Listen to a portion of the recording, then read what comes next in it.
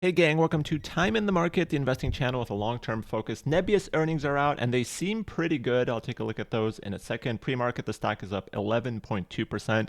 Do note that I own this stock. This is my third largest holding, maybe even my second or first largest holding, depending on how the market opens today.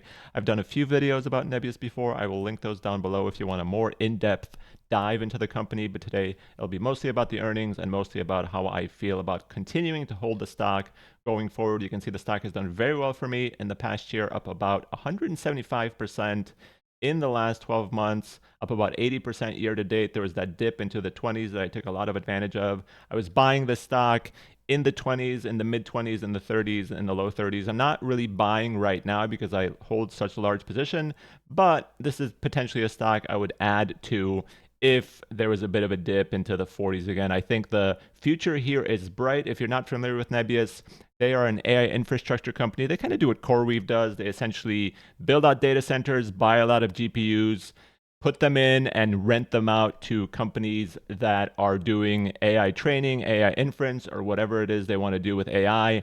And that business is booming right now because the demand dwarfs the supply. As a lot of these data centers come online, it'll be interesting to see if that demand continues to dwarf the supply or if pricing will drop, because anytime demand dwarfs supply, pricing has a very favorable environment, so they can charge more for what they're offering, $4 to $5 to $6 for each GPU compute hour, depending on the type of GPU they're using. And if that demand starts to slow down a little bit, or if that supply grows too quickly, because Nebius is investing a ton of money into building out AI infrastructure, CoreWeave is, a lot of the hyperscalers are. So that's the risk with this company, that there's a lot of uncertainty. This is a business that's still very much in its infancy because they really don't have a ton of revenue. It's a $13 billion business on a market cap basis that has $100 million in Q2 revenue, but it's all about the growth in the future, and we will look at that in a second.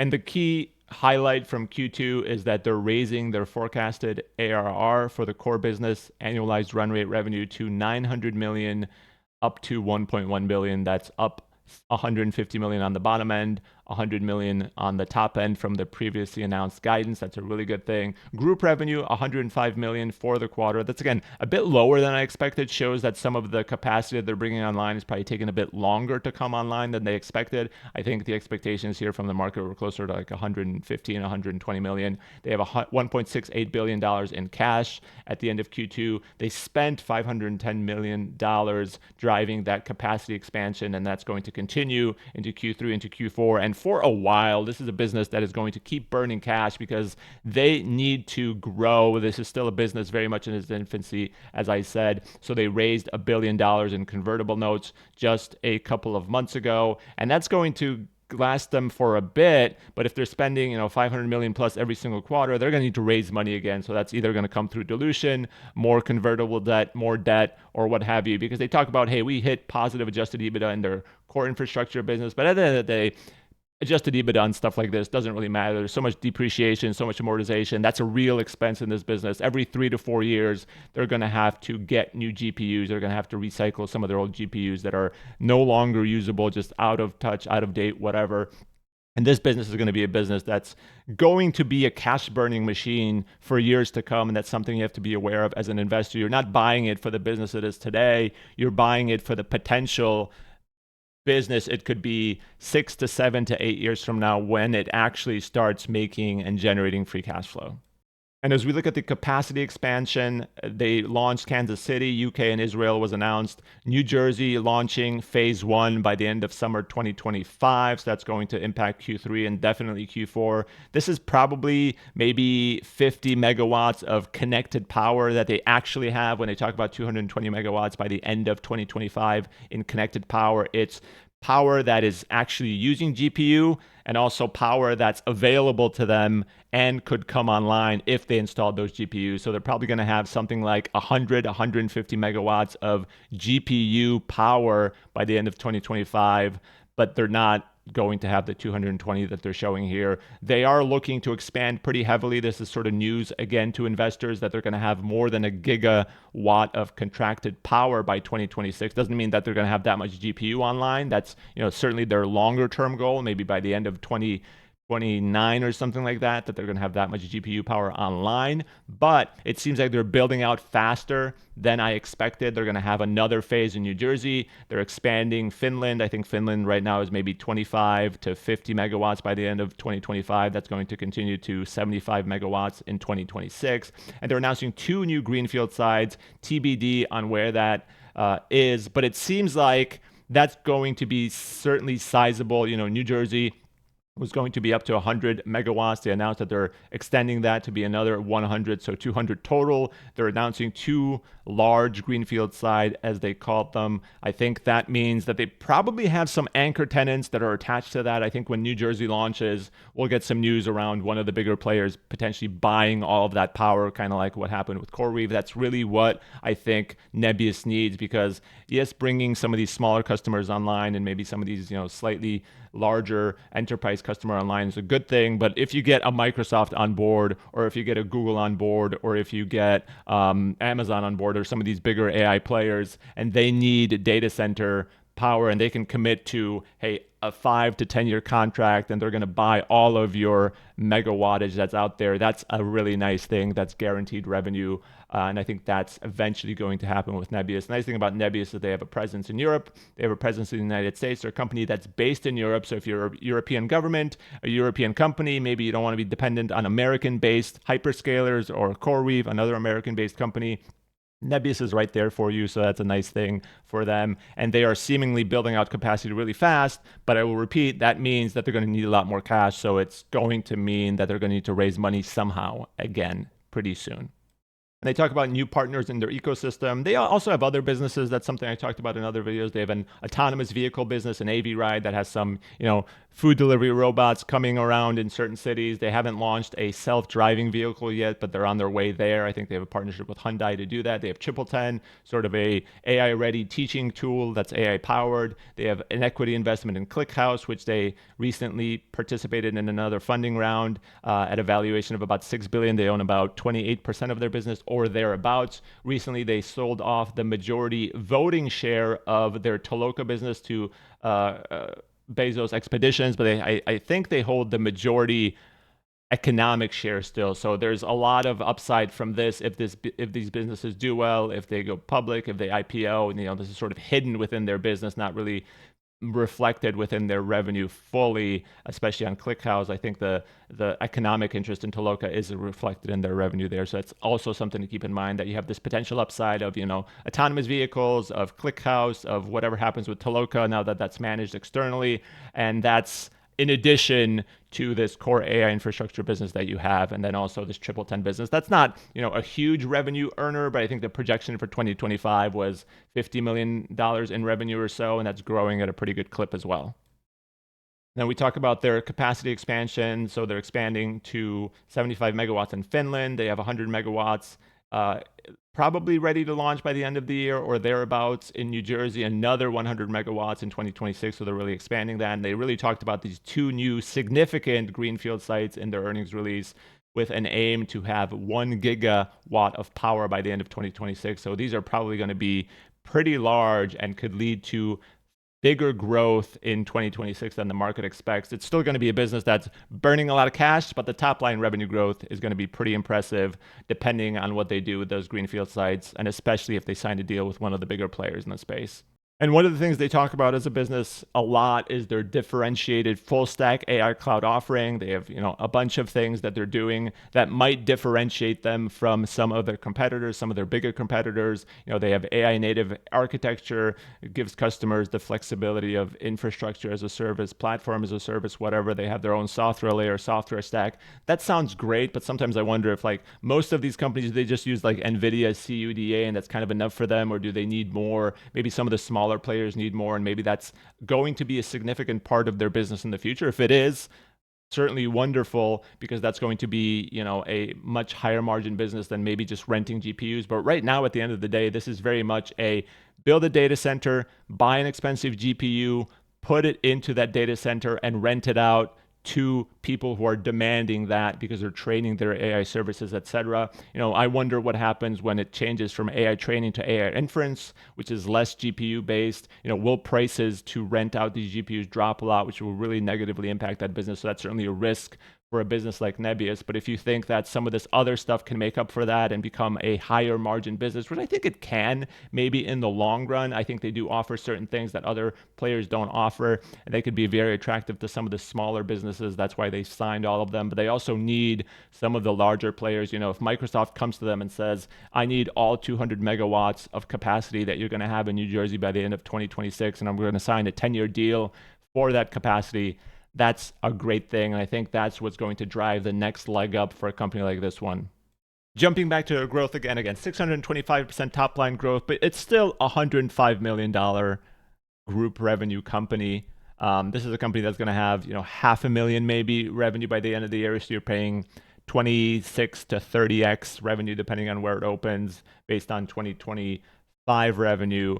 The run rate here is $430 million. They really talked about how this quarter they could have had higher growth, but they chose to push back some of the supply coming online to get the latest and greatest in terms of their GPUs out there instead of putting the older ones online. So I think the growth is going to come in the second part of the year, as evidenced by their increase in ARR.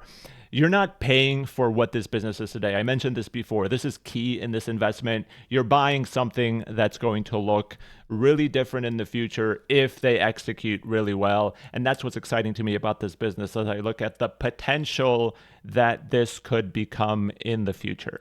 So how the heck do you value this thing? Well, it's hard. This is a business that's in its infancy. It's growing. And disclaimer, this video is purely for informational, educational, and entertainment purposes only. It is not investment advice. One way of looking at it is, well, CoreWeave is trading at about a 12x enterprise value to their next 12-month revenue. If you do that based on 2026 assumptions and then subtract the net cash that they have on the books, maybe you get a fair value or a current value of $68, which is kind of where it's trading at pre-market. So, maybe that makes sense. This is potentially even conservative given the announcements that they gave on today's call and earnings release around capacity expansion. Second way of looking at it is, what do I need to get out of this business to make the fair value of $63 or $64 or whatever it's going to open at this morning? I guess it's about $63 makes sense. Well, I put a 15% free cash flow margin by 2029 with, growth that gets them to about $5.6 billion in revenue by then at a 3% free cash flow yield. They're not going to hit 15% free cash flow by 2029. I think this is going to be a business that's burning cash well into the early 30s, just like CoreWeave is. So that kind of gets you to that $63 fair value at about a 10% target return. But the reality is this business is probably going to look more like this. They're going to have negative $1 to $2 to $3 billion in free cash flow every single year, and maybe even more depending on the year as they build out capacity. If they want to get to 1 gigawatt of GPU power out there, they're going to need to invest in a lot of GPUs and a lot of data center build outs. And that is going to take a lot of capital, and that means dilution, that means a lot of debt, that means selling off some of these businesses that they own. They already sort of monetized Toloka a little bit. They still own a good portion of that. But ClickHouse, again, not really in this market cap, probably worth about 1.7 to $2 billion, depending on how you value their stake. Again, the valuation was about $6 billion. So at the 28%, which is their old stake, they did participate in this one as well. If they kept the same stake, 1.7 billion right there. And then you sort of have this business that in the future could be really, really impressive. So the downside here is that this, growth slows down, the supply overlaps the demand sometime in the near term. Pricing on GPU power really drops down and they don't grow as quickly as possible. All the investments they're making don't pay off, and you're paying a lot for a business that right now isn't really that much. Right now it's, maybe $500 million in revenue that's going to cost you $15 billion in market cap this morning, with the potential to be more. But until it becomes more, it's going to burn a ton of cash. It's going to dilute you. It's going to raise debt. It's potentially going to sell some of these stakes. And that sounds like a risky proposition, and it is. This is probably my riskiest investment. It's a business I think is going to be good, but it could also go to $10 pretty quickly if things don't play out as they are expected to play out, because the market is baking in pretty significant assumptions here. You're going to have, 50 to 150% growth for the next couple of years. This is going to be a hyper grower. This is going to be a cash burner, but the upside is huge in my mind. Like if you get to 2035 and AI is the greatest thing ever and everybody's using it and the demand is still there and the supply that we're bringing on today hasn't even caught up to that, this could be a business that could be, let's say, a $22 billion revenue business sometime in the future with a few cash flow margins. If you kind of compare them to some of the hyperscalers in the 20% range, if you're generating $4 to $5 billion in free cash flow, still investing a lot into capital expenditures, despite that, this could be a stock that's trading in the hundreds of dollars. You have a fair value here in the 300s, a price anywhere from 300 to 900. That's kind of what investors are looking at here. And this is like way, way out in the future. This is very much a, hey, maybe this will happen. So you're placing this risky bet that has, 10 to 1 upside potentially. The downside is significant because right now this is a business that had 100 million in revenue and burned, probably $600 million in cash to grow that revenue. But you can kind of see the upside way, way in the future. And that's kind of why I'm invested in this. I like what management says. I like the history of the management. This is a managerial team that built out, a 30 to $40 billion market cap business that was entirely based in Russia, has a lot of tech skill on the engineering side, has a pretty good business that they're building out, seemingly knows that the capacity they're rushing to bring online is demanded out there. So I think there's going to be deals that are going to be signed. A lot of maybes and unknowns with this stock. That's really the case with some of these hyper growers, but this is still a company that's relatively unknown. CoreWeave is much bigger, much better at this point in terms of where they are, but this is, CoreWeave a couple of years ago. And when this stock was trading at, 6 billion, this was an awesome investment. Now it's riskier because you're paying $60, $70, whatever it's going to open. But like this stock in the 20s and 30s, I loved it. I made videos about it. Now I like it, but it's already such a large position that I'm just going to hold it and see what happens. I'm completely okay with this money being out there because even if the stock drops 60% from today's price, I would still be in the positive. If this stock suddenly catches fire and is trading at $100 or more anytime soon, maybe I'll lower my position, kind of get my initial investment out of there. But for now, I'm happy to hold it. I love this earnings, honestly. I love the capacity increases. I love the businesses that you kind of get on the side. And I love the potential here, but I'm very and acutely aware of the risk you're taking on by investing in this. So what do you think? Do you agree? Do you disagree? Let me know down below what you think about Nebius. If I missed anything, if you think anything I said is wrong, I welcome the comments. As always, like the video, subscribe to the channel if you're new here, and come back again if you like what you saw. Thanks for watching. Bye.